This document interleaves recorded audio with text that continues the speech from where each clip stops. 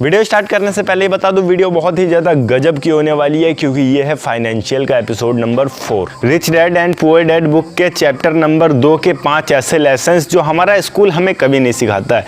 मतलब दुनिया भर की नॉलेज हमें दे देता है हमारा स्कूल, बट जो एक्चुअली हमारे लाइफ में हमारे ज़िंदगी के लिए ज़रूरी है वो सारी चीज़ें हमारा स्कूल हमें नहीं सिखाता। बट डोंट वरी, आज के इस वीडियो में आपको 5 ऐसे पॉइंट्स पता चलने वाले हैं जो आपके ज़िंदगी को आगे सफल बनाने में बहुत ही ज़्यादा हेल्पफुल साबित होने वाले हैं। और मुझे लगता है कि अगर आप इन 5 पॉइंट्स को मिस करते हैं तो आप अपने लाइफ के एक बहुत बड़े लेसन को मिस कर जाएंगे।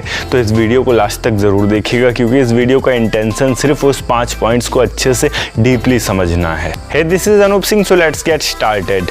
तो पॉइंट नंबर 1 जो यहाँ पर आता है कि rich dad and poor dad के जो ऑथर हैं रॉबर्ट कियोसाकी, वो कहते हैं कि आप किसी भी काम को अगर कर रहे हो तो उसे बिल्कुल कंसिस्टेंटली करते रहो। रीज़न उसका पता है क्या है, चाहे वो बिजनेस हो या फिर आप किसी जॉब की प्रिपरेशन कर रहे हो या फिर कुछ भी आप कर रहे हो, आप उसे कंसिस्टेंटली करते रहो। इसका एक रीज़न बहुत बड़ा ये आता है कि एक पेड़ जब होता है उसे अगर आप लगा देते हो, उसे पानी देते रहते हो, उसे पालते रहते हो, देखते रहते हो कोई जानवर खा ना जाए उसे, और उसे एक बार आप बहुत बड़ा कर देते हो। जब वो एक बार बहुत बड़ा हो जाता है तो एक टाइम ऐसा आता है कि उसे आपकी ज़रूरत नहीं रहती। अब ज़रूरत ये नहीं रहती इसका मतलब ये नहीं कि वो आपको छोड़ देगा, नहीं, ज़रूरत आपके सेवा की ज़रूरत नहीं रहती। अब उसकी जड़ें ज़मीन में इतनी अंदर तक जा चुकी होती हैं कि उसे पानी चाहिए होता है तो अपने जड़ के द्वारा ले लेता है, खाना चाहिए होता है तो अपने जड़ के द्वारा ले लेता है, वो आत्मनिर्भर हो चुका होता है। बट अब बारी उसकी होती है आपको कुछ देने की, तो अब वो आपको ठंडी छाया देता है, फल देता है। आपने शुरुआत के कुछ समय में उसकी सेवा कर ली थी, अब आने वाले समय में जब तक आप जिंदा रहेंगे तब तक वो आपकी सेवा करेगा। अब जो समझदार लोग होंगे वो काफ़ी कुछ समझ गए होंगे यहाँ पर। पॉइंट नंबर 2, जो बहुत सारे लोग होते हैं पैसे के लिए काम करते हैं। हाय पैसा, कहाँ से आए पैसा, कैसे आए पैसा। तो यहाँ पर आपको एक चीज़ ध्यान रखना है कि आप जहाँ भी काम कर रहे हो, जैसे भी काम कर रहे हो, जिस भी फील्ड में काम कर रहे हो, आपको उस फील्ड की नॉलेज इकट्ठी करनी है, उस चीज़ के बारे में ज़्यादा से ज़्यादा ज्ञान प्राप्त करना है। क्योंकि जब आपके पास ज्ञान होगा तो आपके पास समस्या नहीं होगी, और आपके पास समस्या नहीं होगी तो आपके पास पैसा आएगा, और जब आपके पास पैसा आएगा तो आपकी समस्याएं जितनी आने वाली होंगी वो भी सुलझ जाएंगे। तो रॉबर्ट कियोसाकी का साफ साफ ये कहना है कि आप पैसे से बेहतर है कि उस फील्ड के शिक्षा के बारे में जानो। जितना ज़्यादा आपके पास शिक्षा होगा उतना ज़्यादा पैसा आपके पास स्वयं आना शुरू हो जाएगा। ये एक सिस्टम होता है। सीधी भाषा में अगर बात करें तो आपको पैसे के पीछे नहीं, शिक्षा के पीछे भागना है। उस शिक्षा के पीछे भागना है जिस काम को आप कर रहे हो। फॉर एग्जाम्पल, मैं सबसे निचले लेवल की बात करूं, अगर मान लीजिए कोई पढ़ा लिखा बंदा नहीं है, बिल्कुल शून्य है, वो अगर दिहाड़ी कर रहा है, मजदूरी कर रहा है, तो उसे ये ध्यान देना चाहिए कि मैं मिस्त्री कैसे बन सकता हूं। वो अगर एक बार मिस्त्री बन जाता है तो उसे ये ध्यान देना चाहिए कि मैं और एडवांस चीज़ें कैसे कर सकता हूं, और एक बेहतर सिविल इंजीनियर कैसे बन सकता हूं। वो सिविल इंजीनियर बन जाता है तो एक कॉन्ट्रैक्टर कैसे बन सकता हूं। ये छोटी छोटी चीज़ों को इम्प्रूव करते करते बंदा आगे बढ़ जाएगा और वो एक दिहाड़ी मजदूर से कहाँ तक पहुँच सकता है अगर वो अपने ही फील्ड में बहुत ही बारीकी से काम करना शुरू कर दे तो। पॉइंट नंबर 3 कि आप अगर एक बड़ी बिल्डिंग बनाना चाहते हो तो नींव भी आपको गहरी डालनी पड़ेगी। ऐसा नहीं है कि भाई आपने अपने घर की नींव डाली है, जितनी आपकी घर की नींव डाली है उतने नींव में आप बुर्ज खलीफा खड़ा कर दोगे तो फिर वो नहीं बन पाएगा। बन जाएगा, बहुत आगे तक चला जाएगा, पर उसके टिकने के चांसेस क्या होंगे वो आप भी जानते हैं, मैं भी जानता हूँ। अगर आपको बुर्ज खलीफा जैसे बिल्डिंग बनानी है तो नींव भी आपको उसी हिसाब से बनानी पड़ेगी, मजबूत बनानी पड़ेगी। जितनी ज़्यादा गहरी नींव होगी उतनी ही ऊंची बिल्डिंग हो पाएगी। तो ये चीज़ का ध्यान रखिएगा कि अगर आप किसी भी फील्ड में घुसने जा रहे हैं, एंटर करने जा रहे हैं, तो हमेशा जीरो से शुरू करता है हर बंदा, और आपको जीरो से डायरेक्ट छलांग नहीं मारना है, आपको धीरे धीरे ही आगे जाना है, वरना वो चीज़ आपके पास टिक नहीं पाएगी।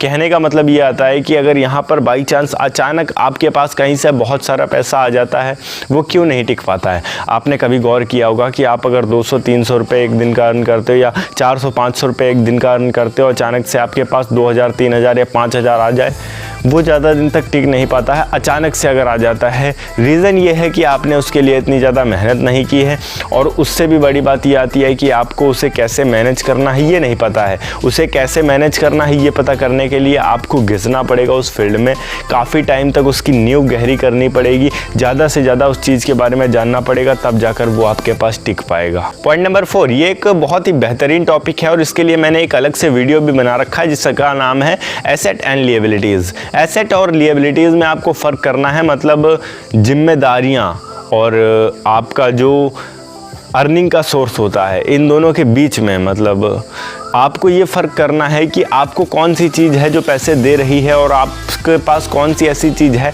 जो आपसे पैसे ले रही है। इसे अगर हम थोड़ा सिंपल भाषा में समझने की कोशिश करें तो मान लीजिए आपने एक कार ली, उस कार को आपने किराए पर दे दिया और वो कार चल रही है, किराया आ रहा है आपके पास, आपके जेब में पैसा आ रहा है उस चीज़ से, मतलब वो आपका एक एसेट हो गया जो आपको कमा कर दे रहा है। इसी की जगह पर अगर हम बात कर ले कि आपने कार ले ली अपने पर्सनल यूज़ के लिए, सिर्फ लेकर इधर उधर घूमते, उसका कोई मतलब नहीं है, तो उसमें क्या हो रहा है कि आपके जेब से पैसा जा रहा है, तो वो एक लिएबिलिटी हो गई। तो आपके जो एसेट्स हैं वो बहुत ज़्यादा होने चाहिए लिएबिलिटीज़ से, और जितना उन एसेट्स से प्रॉफिट होता है उन एसेट्स को और ज़्यादा एसेट्स खरीदने में आप लगाएंगे, तब जाकर आपकी लिएबिलिटी और डाउन होती चली जाएगी, आपका एसेट और ज़्यादा बढ़ता चला जाएगा, और तब जाकर आप कहीं रिच बन पाओगे, अपने लाइफ में जो आप करना चाहते हो वो कर पाओगे। बहुत सारे ऐसे सपने होते हैं, बहुत सारे ऐसा मन होता है जिसे शुरुआत में मारना पड़ता है आपको। अगर आप उन्हें शुरुआत में नहीं मारोगे तो आगे चल के आपके लिए बहुत ज़्यादा समस्याएं होंगी, बट अगर आप शुरुआत में उनको मार देते हो, अपनी इच्छाओं को मार देते हो, तो आगे चलकर